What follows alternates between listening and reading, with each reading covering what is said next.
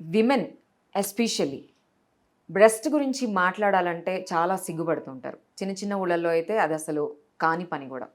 కొంతమందికి సైజ్ చిన్నగా ఉంటే కూడా ప్రాబ్లం, పెద్దగా ఉంటే కూడా ప్రాబ్లం.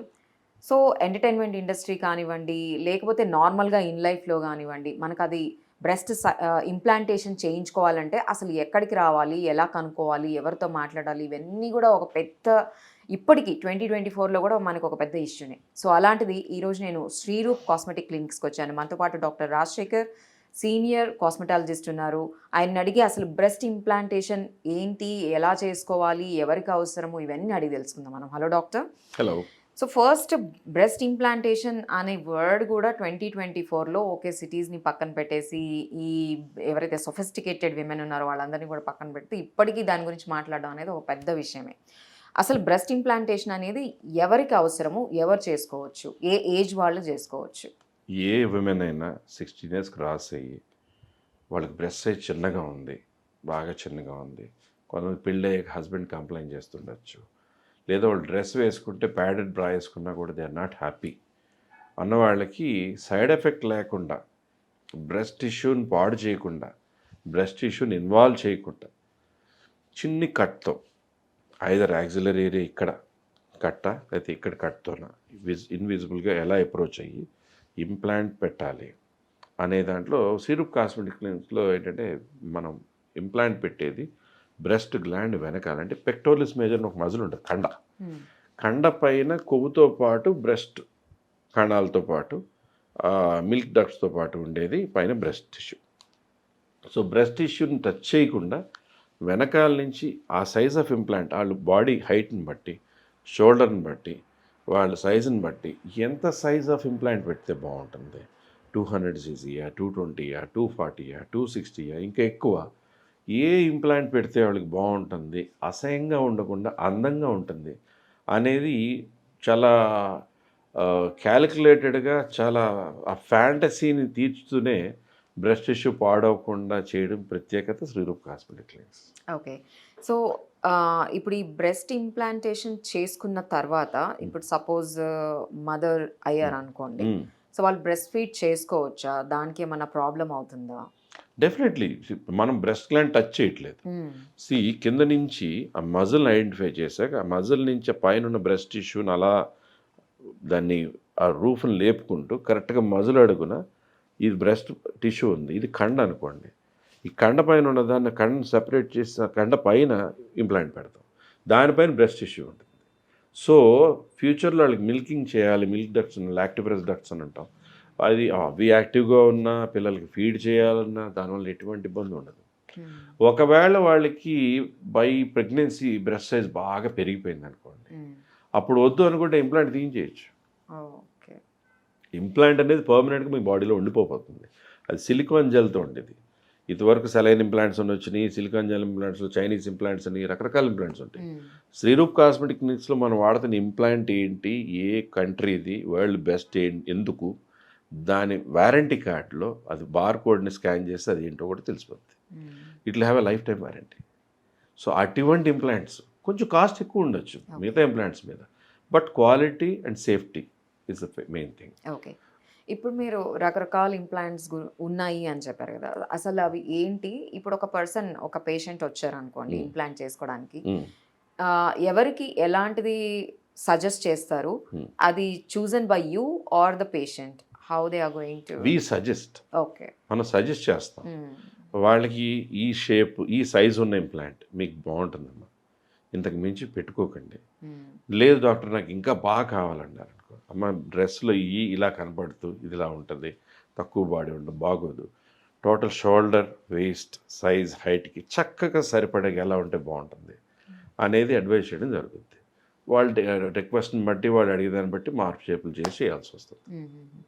ఓకే. సో నేను వినడం బ్రెస్ట్ ఇంప్లాంట్ చేసుకున్న వాళ్ళు ఎప్పటికీ అంటే వెల్లికిలా పడుకోలేరు అని, ఐ మీన్ ఇటు సైడ్ పొట్ట మీద పడుకోలేరు అని విన్నాను నేను.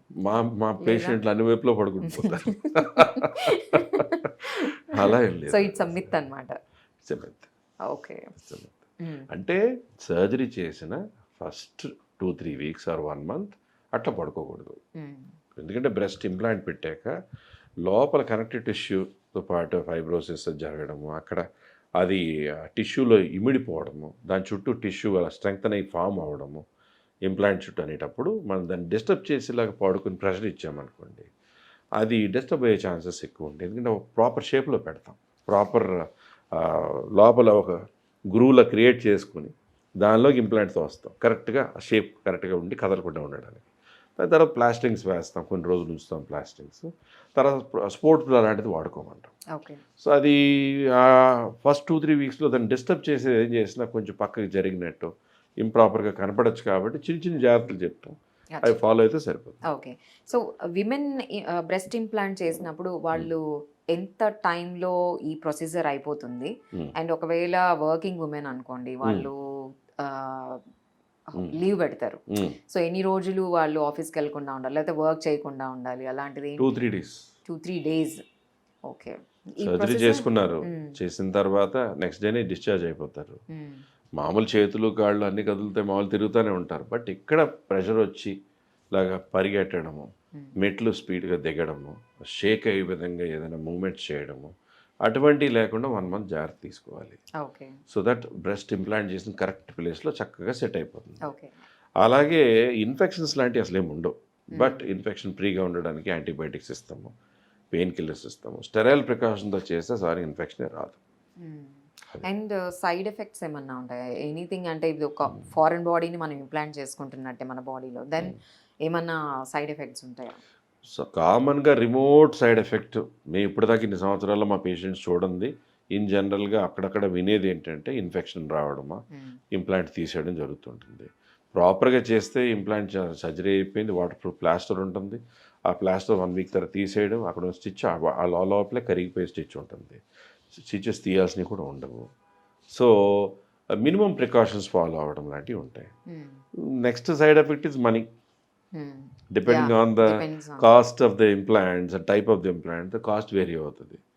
తక్కువ కాస్ట్కి ఒకళ్ళు చోట చేస్తున్నారు, ఇక్కడ చేస్తున్నారు అంటే the cost is varying in the main sterility, operation theatres, surgeon టీమ్తో పాటు ఎలా ఉంటుందో అలాగే ఇంప్లాంట్స్ టైప్ ఆఫ్ ఇంప్లాంట్ బట్టి కాస్ట్ మారుతుంది. ఓకే. సో ఇప్పుడు మీరు కాస్టింగ్ గురించి మాట్లాడినప్పుడు సిటీలో, ఐ మీన్ అరౌండ్ వరల్డ్లో చాలామంది బయటకు కూడా వెళ్ళి చేసుకుంటూ ఉంటారు, ఏషియన్ అదర్ కంట్రీస్లో కూడా వెళ్తూ ఉంటారు. బట్ హైదరాబాద్లో ఎస్పెషల్లీ మన హైదరాబాద్ సిటీ చూసుకున్నట్లయితే శ్రీరూప్కే వచ్చి ఒకవేళ ఇంప్లాంట్ చేసుకోవాలనుకునే పేషెంట్స్ ఎవరైనా ఉంటే వాళ్ళకి ఏం చెప్తారు మీరు? ఏంటి, వాట్ ఈస్ ద స్పెషాలిటీ?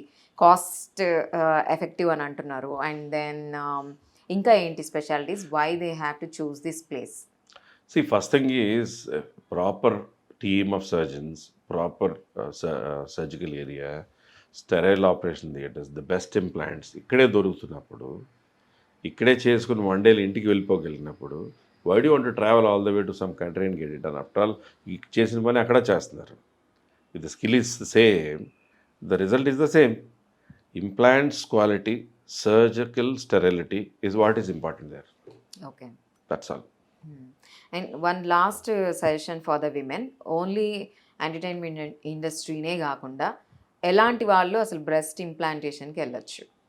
అందరూ చేయించుకుంటున్నారు. ఇదివరకు ఒక 10 సంవత్సరాల ముందు, 20 సంవత్సరాల ముందు ఎంటర్టైన్మెంట్ ఇండస్ట్రీ వాళ్ళకి అవసరం పడినట్టుగా అనుకున్నారు, కానీ అప్పటికీ కూడా చాలామంది నార్మల్ పీపుల్, చాలామంది well to do people, effort చేయగలిగిన వాళ్ళు, మామూలు వాళ్ళు, పల్లెటూరు నుంచి వచ్చిన వాళ్ళు అందరూ కూడా చేయించుకుంటున్నారు ఏనాటి నుంచో. ఇప్పుడు అవేర్నెస్ పెరిగింది, కొంతమందికి తెలియదు, కొంతమందికి తెలుసు, కొంతమందికి డౌట్స్ ఉంటాయి చేసుకుంటే ప్రమాదమేమో అని. ప్రమాదం ఏం లేదు, కరెక్ట్ ప్లేస్లో కరెక్ట్గా చేసుకుంటే సింపుల్గా 2 daysలో వాళ్ళు వెళ్ళిపోవడం, మినిమం జాగ్రత్తలు తీసుకోవడం, ఆ తర్వాత 1 month తర్వాత అన్నీ వాళ్ళు జిమ్కి వెళ్తున్నారు, ఎక్సర్సైజ్ చేస్తున్నారు, ఏం చేసుకున్నారు అన్నీ చేసుకోవచ్చు. Okay, thank you doctor.